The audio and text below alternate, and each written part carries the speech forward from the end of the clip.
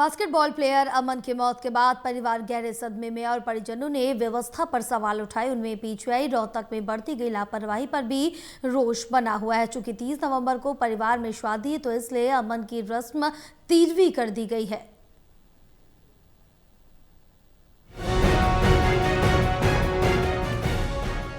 Basketball player अमन की मौत के बाद से उसके माता पिता की आंखों से आंसू बंद नहीं हो रहे हैं।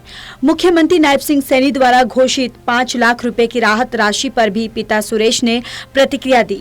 उन्होंने कहा कि उनका बेटा छिन गया है, ऐसे में इस रकम का कोई अर्थ नहीं। उन्होंने हादसे और इलाज में देरी के लिए जिम्मेदार लोगों पर कड़ी कानूनी कार्रवाई की मांग उठाई।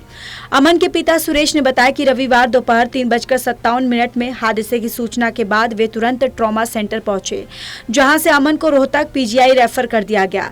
वे शाम 5 से 5:15 बजे के बीच पीजीआई पहुंच गए थे, लेकिन रिकॉर्ड में उनकी एंट्री 8 बजे दिखाई गई ताकि लापरवाही छिपाई जा सके। अल्ट्रासाउंड के लिए भेजने के बाद वे डॉक्टर का आधा घंटे से अधिक इंतजार करते रहे। इसी देरी में अमन के पेट में खून का अत्यधिक रिसाव हो गया और उसका शरीर ठंडा पड़ने लगा। सुरेश के अनुसार जब उन्होंने इलाज को लेकर सवाल उठाए तो स्टाफ ने उल्टा पुलिस बुला ली। बाद में अधिकारियों को सूचना देने पर एसपी मौके पर पहुंचे, तब जाकर डॉक्टरों ने अमन को देखा, लेकिन तब तक बहुत देर हो चुकी थी। उन्होंने आरोप लगाया कि पीजीआई ने अपनी गलती दबाने के लिए अमन को 2 दिन वेंटिलेटर पर दिखाया, 12 बोतल खून और प्लाज्मा लिया और फिर उसे मृत घोषित किया। मेरे पास जी कॉल आई थी। हम 3-3:30 बजे मार्केट गए थे। वहां से जैसे ही घर की तरफ रवाना हुए थे, रास्ते में मुझे लड़का मिला। मैं भाई कहाँ जा रहा है? मेरे पापा प्रैक्टिस के लिए जा रहा हूँ। मैं बेटा 1 मिनट रुक जा, घर पूछ के आया तो इन लोग का पूछा था। इधर इसके बड़े भाई ने भी रोका, माँ ने भी रोका।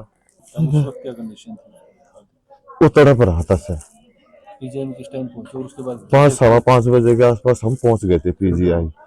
उसके बाद पर्ची बनाई उन्होंने और अल्ट्रासाउंड लिख दिया डायरेक्ट। अल्ट्रासाउंड के रूम के बाहर हम कम से कम 1.25 घंटा बैठे रहे। वहां कोई था ही नहीं, उस रूम में कोई भी अवेलेबल नहीं था। मच्छर भाई यहाँ साइड में लगा दे, वहां पहले भी लाइन लगी पड़ी थी।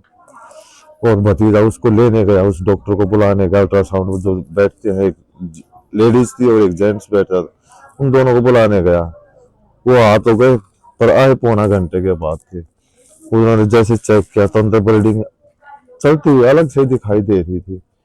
उन्होंने कहा, उन्हें स्लिप पे लिख के दे दिया।